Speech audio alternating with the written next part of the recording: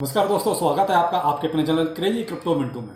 कैटीजन और कैटीजन की listing confirm और उसका साथ साथ कौन कौन से एक्सचेंज निकल के आ रहे हैं जो इसको लिस्ट कर रहा है। क्या इसमें बाइनेंस भी शामिल है? चलिए बताता हूं, क्योंकि जब मैं वीडियो बना रहा हूं तब तक की जो लिस्ट है वो पूरी की पूरी आपको देने वाला हूं। अब इसके साथ देखिए, न्यूज है तो देनी पड़ेगी क्योंकि बुल रन आपका ओवर हो गया, यानी कि खत्म कर। अब आप कहोगे अभी तो हमने कुछ देखा ही नहीं और ओवर भी हो गया। बिल्कुल साहब, न्यूज कुछ ऐसी है और वो ये है, सीजेड बाइनेंस जो आजकल आप देख रहे हैं कि जेल में है, उसके ऊपर लाइफ टाइम बैन लगा दिया गया है। वो बैन क्या है, उसका मार्केट पर क्या इंपैक्ट आएगा, वो भी आपको इस वीडियो में बताता हूं। तो वीडियो इंपॉर्टेंट होने वाला है, अच्छा लगे तो लाइक सब्सक्राइब जरूर कीजिए। और उससे पहले आप जो है टेलीग्राम और ट्विटर को जरूर ज्वाइन करें, क्योंकि वहां पर आपको लेटेस्ट अपडेट पहले ही दे दी जाती है। क्योंकि वीडियो तो देखिए कुछ अच्छा मैटर होगा तभी बनाने में मजा आता है, बाकी तो देखिए आपको जो भी अपडेट आते हैं वो मैं आपको टेलीग्राम और ट्विटर पर प्रोवाइड करा देता हूं। तो उसका लिंक आपको वीडियो को डिस्क्रिप्शन मिलेगा, वहां से जाकर दोनों को ज्वाइन जरूर कीजिए। पहले आपको अच्छी खबर देता हूं जो आपकी कैटीजन से लेके है। देखिए कैटीजन में अब आपके पास ज्यादा टाइम नहीं बचा है, यानी कि 20 तारीख फाइनल हो चुकी है कि इसकी लिस्टिंग है। अब जो एक्सचेंज निकल के आए हैं उसमें पहला नाम तो OKX का है। मोस्टली आप देखते हैं OKX का सबके साथ नाम जुड़ ही जाता है। इसके बाद दूसरा नाम निकल के आता है बिटगेट का। इसने भी ऑफिशियली अनाउंसमेंट कर दिया कि वो भी कैटीजन को लिस्ट कर रहा है। तो आप यहां आजकल देख रहे हैं बिटगेट भी जो है काफी बढ़ चढ़ के सामने आ रहा है। जो भी माइनिंग से प्रोजेक्ट निकल रहे हैं उन सबको वो भी लिस्ट कर रहा है। तीसरा नाम निकल के आता है बायबिट का। तो देखिए तीनों ही एक्सचेंज बड़े हैं। अब ये कहोगे इनमें तीनों एक्सचेंज छोटे हैं, ऐसा नहीं है, तीनों ही एक्सचेंज बड़े हैं। तो तीनों पे एक तरह से 20 तारीख फाइनल हो चुकी है। अब जब 20 तारीख फाइनल हो गई तो फिर ये उम्मीद लगा के चलो कि आप तब तक अपनी सारी जो भी फॉर्मेलिटी है, जो भी आप अपना लेवल आप कर सकते हैं कर लीजिए। क्योंकि आज देखिए आपकी 6 तारीख हो चुकी है, ज्यादा टाइम नहीं है, यानी कि कुल मिला के आपके पास 15 ही दिन पूरे बचते हैं। तो 15 दिन में आप जितना अपना थोड़ा मेहनत कर सकते हो कर लीजिए, लेवल जितना आप अप कर सकते हो वो कर लीजिए, जो भी अगर आपका कोई टास्क रहता है उसको कर लीजिए। क्योंकि स्नैपशॉट होने के बाद एक भाई ने मुझसे पूछा भी था, जब टो मार्केट का स्नैपशॉट हो गया क्या सर अब मैं अपने उसमें $1 जमा कर सकता हूं? तो मेरे भाई ऐसी गलती मत करना। आपका जो भी कैटीजन में टास्क है वो कंप्लीट कर लीजिए, जिससे कि देखिए आपने जो अब तक मेहनत की है वो बर्बाद नहीं जानी चाहिए। तो इसलिए मोस्टली आप देख रहे हैं कि सितंबर में बहुत सारे प्रोजेक्ट ऐसे हो गए जो लॉन्च होने वाले हैं। तो देखिए समय समय पर सारी अपडेट आपको दी जा रही है। तो उसी के लिए मैंने कहा ना कि ट्विटर और टेलीग्राम को जरूर ज्वाइन कीजिए, जिससे कम से कम आपको लेटेस्ट अपडेट तुरंत मिलती रहे। बाइनेंस का वेट हम कर सकते हैं। देखिए अभी बाइनेंस ने कोई भी ऑफिशियली अनाउंसमेंट ऐसी नहीं की है, ना ही कैटीजन की तरफ से अभी ऑफिशियल अनाउंसमेंट ऐसा कुछ है।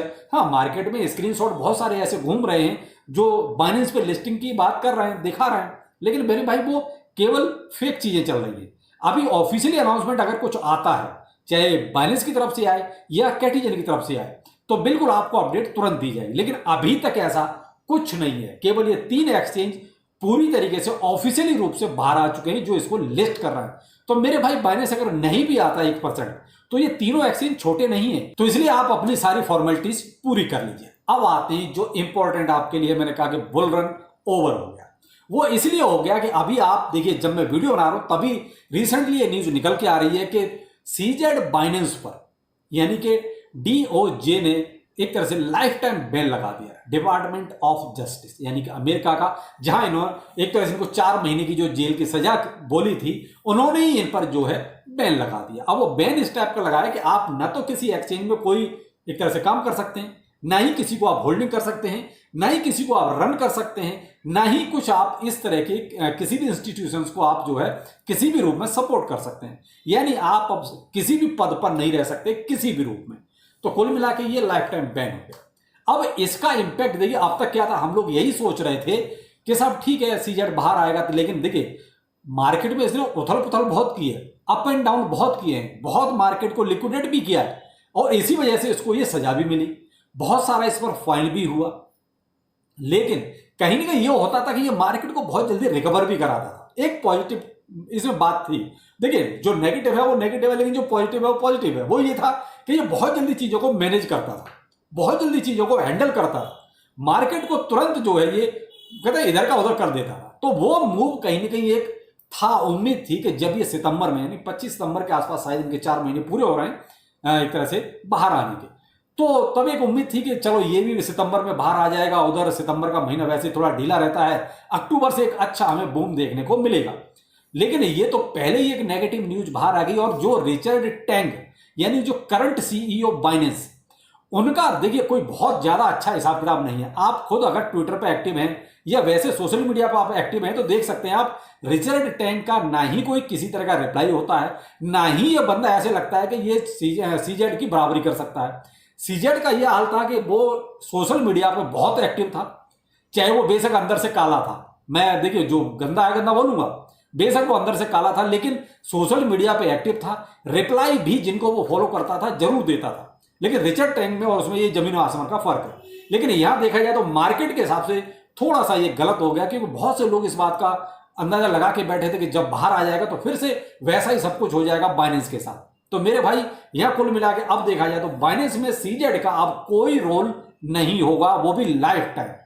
तो ये मार्केट के लिए खराब न्यूज हो सकती है। तो देखिए अब ऐसा नहीं है कि अब वो चला गया या वो कुछ कर नहीं सकता तो मार्केट नहीं चलेगा। देखिए मार्केट तो चलेगा, जैसे चल रहा था वैसे ही चलेगा, कुछ टाइम लगेगा, कुछ चीजें आती है ना कि आई और चली गई। तो वही हाल है कि ठीक है अभी ये न्यूज निकली है, ये भी 2-4-10 दिन में ठंडी पड़ जाएगी, उसके बाद फिर से मार्केट एक ढर्रे में चलेगा। तो ये चीजें आती रहती है, चलती रहती है। लेकिन क्या था कि थोड़ा सा सीजेड के आने से लग रहा था कि शायद कुछ मार्केट में बूम जल्दी आएगा, तो वो थोड़ा सा हमें वेट और करना पड़ सकता है। यही दूसरा जो केस बन गया वो ये है, यहां पर अब वजीरेक्स और बाइनेंस का एक जो लफड़ा था कि भाई ठीक है वजीरेक्स ये बोलता है कि हमारा फंड जो है बाइनेंस ही होल्ड करता है, तो यहां मेरे भाई सीजेड तो गया और वो भी लाइफ टाइम गया। रिचर्ड टैंग को ज्यादा मतलब कुछ है नहीं। यानी कि कुल मिला के देखा जाए तो निश्चल शेट्टी ने भी आप लोगों के साथ जो वजीरेक्स को यूज करते हैं उनके साथ एक पूरा गेम खेल दिया।